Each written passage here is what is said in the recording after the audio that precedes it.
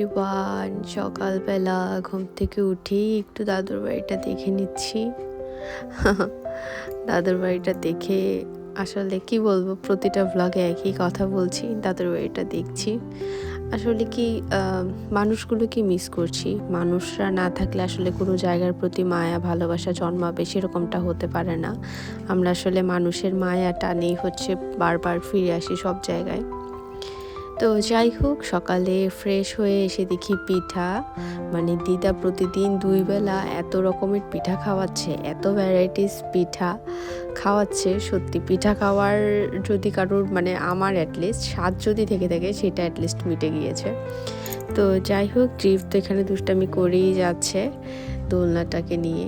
আর হচ্ছে সকালে নাস্তা খেয়ে নিলাম। তো এখানে ছিল ভর্তা, শুটকি ভর্তা, আর হচ্ছে এটা কি পিঠা বলে,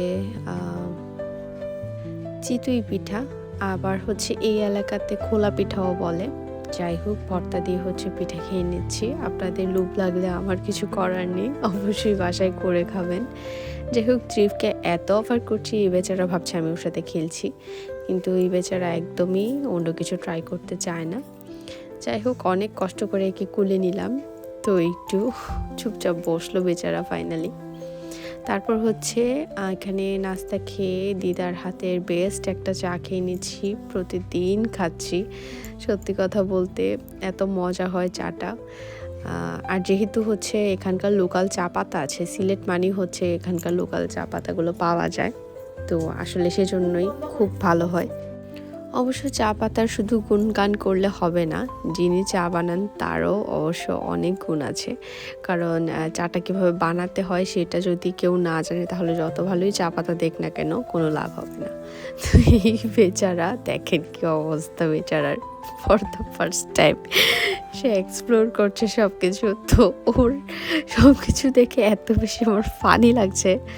যাই হোক, কিছু শেয়ার না করে পারলাম না এগুলো। তো এই যে আমরা হচ্ছে এই রাস্তাটা দিয়ে মূলত যখন দাদুর বাড়িতে আসতাম, এই রাস্তাটা দিয়ে একটা দৌড় দিয়ে হচ্ছে দাদার বাড়িতে চলে যেতাম, আবার একটা দৌড় দিয়ে হচ্ছে চলে আসতাম, এখানে খেলতাম আমরা পুরো বাড়ি ঘুরে ঘুরে, আশেপাশে ঘুরে ঘুরে।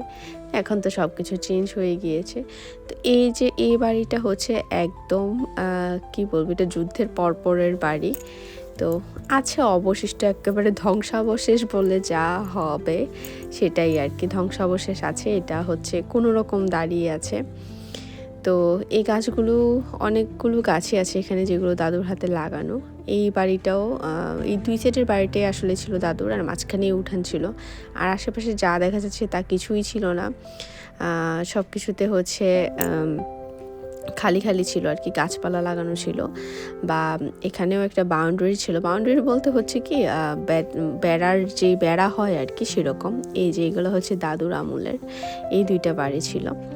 তো যাই হোক, এগুলো এখন বিক্রি হয়ে গিয়েছে এবং অন্যদের মালিকানাধীন হয়ে গিয়েছে আর কি। তো যাই হোক, ট্রিপ হচ্ছে এখানে হাম্বু দেখে বারবার বলছে হাম্বু হাম্বু, আর ওখানে হচ্ছে বেবি দেখে বারবার বলছে বেবিকে আমি কুলে যেন নিই। তো বেবি তো আর আমাকে চেনে না, সেই বেচারা বেবি তো আর আমার কুলে আসতে যাচ্ছে না। তো যাই হোক, আমাকে টেনে নিয়ে গেল ট্রিপ বেবির কাছে। মূলত এখান দিয়ে হেঁটে এসে হচ্ছে বাড়ির পিছনের অংশটা ছিল আর কি, দাদুর বাড়ি। তো এখানে পুকুর ছিল, তো পুকুরটা আসলে যিনি কিনেছেন তিনি হচ্ছে ভরাট করে ফেলেছেন। আর এই বাড়িটা যিনি কিনেছেন, মামা কিনেছেন, কত ভ্লগে দেখিয়েছি, শুক্লাল মামা কিনেছেন এই বাড়িটা। তো মামার হচ্ছে একটা মেল দেওয়ার জন্য হচ্ছে সব কিছু কাজ চলছে আর কি। তো সেই জিনিসপত্রগুলো বা যন্ত্রপাতি যা আছে সবগুলো এখানে এনে রেখেছে। এই খাটটা হচ্ছে দাদুদেরই। তো দাদু যখন আসলে যায় বাড়িটা ছেড়ে, টুকটাক যা জিনিস নিয়ে যাওয়ার তাই নিয়ে গিয়েছে, সব কিছু তো নিয়ে যেতে পারেনি, বা নিয়ে গেলেও আমাদের বাসায় কুমিল্লাতে অত দূরে, আমাদের বাসাও ছোট, রাখার মতো আসলে সেরকম জায়গা নেই। তো যাদেরকে যা দেওয়া পসিবল দিয়ে ফেলেছে, আর যা নেওয়া পসিবল সেগুলো নিয়েছে। আর ট্রিপ তো এখানে এত জ্বালাচ্ছে, খালি আমার কুলে কুলে উঠে থাকছে আর কি। তো কী আর বললো, যাই হোক। আর এই যে এখানে হচ্ছে চুমকি অনেক ছোট থাকতে হচ্ছে এই বাড়িতে এসেছিল, এই যে এই ঘরটাতে। তো দাদু আর দিদিমা যেহেতু ওই বাড়িতে একাই থাকতো, তো তারা হচ্ছে চুমকি, মানে চুমকির মা বাবা এবং 2 ভাই, তারা এখানে থাকতো আর কি। তো পরবর্তীতে বাড়িটা কিনে নিয়েছে আর কি ওরা। তো এই হচ্ছে ব্যাপার-স্যাপার। তারপর হচ্ছে এখান দিয়ে হেঁটে এই জায়গাটাও দাদুর ছিল। এই জায়গাটাও যাদের কাছে বিক্রি করেছে তারা বাড়ি করেছে। মানে মূল কথা হচ্ছে বাড়িটা বিক্রি করার পর চারদিকে অনেক বেশি মানুষ হয়ে গিয়েছে।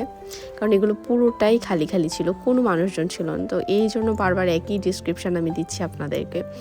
তো যাই হোক, এখানেও এসে একটু আমরা দেখে যাচ্ছি। আর ত্রিবছর এখানে কতগুলো মুরগির বাচ্চা দেখে খুব এক্সাইটেড হয়ে গিয়েছে। তো মুরগির বাচ্চার মানে মুরগি আর কি, বাচ্চার মাগুলো আর কি ওকে দেখে রিয়েক্ট করছিল। তো এখানে তো আরেকটা মুরগি দেখে ট্রিপ খুব খুশি, কারণ ও এতদিন টিভিতে যা দেখতো, চিকেন ডান্স ফান্স যা দেখতো আর কি, ফর দ্য ফার্স্ট টাইম রিয়েলিটিতে দেখলো। তো এই মুরগিটা আসলে অনেক বেশি অ্যাংরি হয়েছিল, অ্যাটাক করছিল বেশি। তো ট্রিপকে অ্যাটাক করেনি, ওনার একটা বাচ্চা ছিল তাকে অ্যাটাক করেছে। তো ট্রিপও এটা দেখে খুব ভয় পেয়েছে। তো যাই হোক, তারপর আমরা মাঝখান দিয়ে একটা রাস্তা আছে ছোট্ট করে, মানে এটা হচ্ছে মূলত রাস্তা না, এখান দিয়ে যাতায়াত করা যায় আর কি। এখান দিয়ে হচ্ছে আমরা বাবুর বাড়িতে চলে যাচ্ছি। তো বাবুর বাড়ির ব্যাপারটা আমি একটু বলি, মানে মূলত জমিদার টাইপের আর কি, সেটাকে একটু এখানকার মানুষজন বাবুর বাড়ি বলে আখ্যায়িত করে আর কি, মানে বাবুর বাড়ি বলেই পরিচিত। যদিও এখানে বাবুরা থাকে না, বাবুরা অনেক আগেই শিফট করে গিয়েছে অন্যান্য জায়গায়। আসলে মানুষের জীবনের তাগিদে সবসময় মানুষ জায়গা পরিবর্তন করতে পছন্দ করে, সময় পরিবর্তন করতে পছন্দ করে। তো যাই হোক, রক্ষণাবেক্ষণের জন্য অবশ্যই মানুষজন আছে। এবং এই তো তারপর হচ্ছে আমরা ঢুকে গেলাম। আর এই যে এখানে একটু আশেপাশে দেখাচ্ছি খালি জায়গা, এগুলোতে আসলে অনেক গাছপালা ছিল, কিন্তু এখন আর এগুলো নেই। যাই হোক, আমরা ঢুকে গেলাম, মানে আমরা মূলত বাড়ির পিছন দিক দিয়ে ঢুকছি আর কি। যদি সামনের দিক থেকে আসতাম তো তাহলে ভালোভাবে বোঝানো যেত। তো যাই হোক, আমরা পিছন দিকে ঢুকে হচ্ছে সামনের দিকে বেরিয়েছি, এবং সামনের দিক দিয়ে হচ্ছে হেঁটে এরপরে আবার আমরা ব্যাক করবো, তখন আমি আবার ডিটেলস বলবো। তো এখানে একটা পুকুর দেখা যাচ্ছে।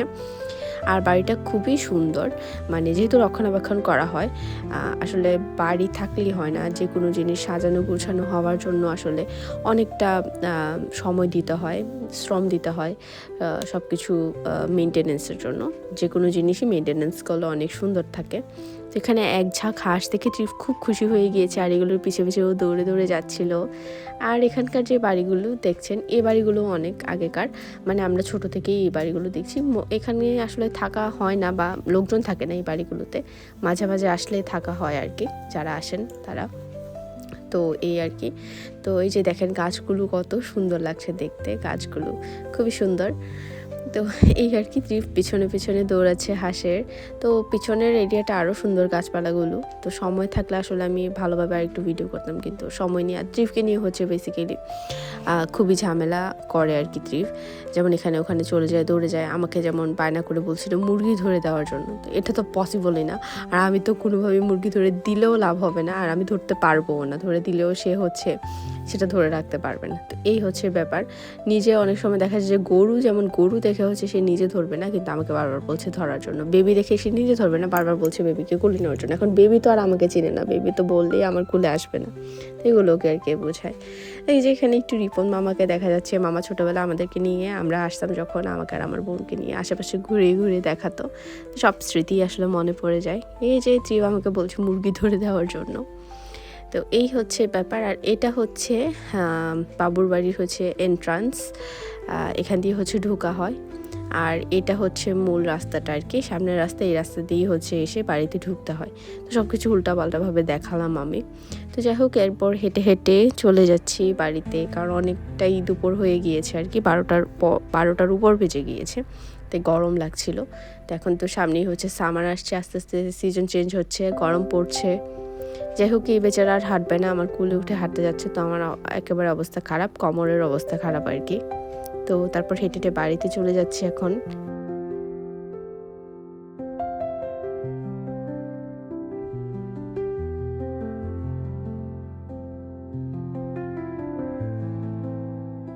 সো ফাইনালি বেচারা একটু কুল থেকে নামলো এবং হেঁটে হেঁটে বাড়িতে পৌঁছালো নিজে নিজে।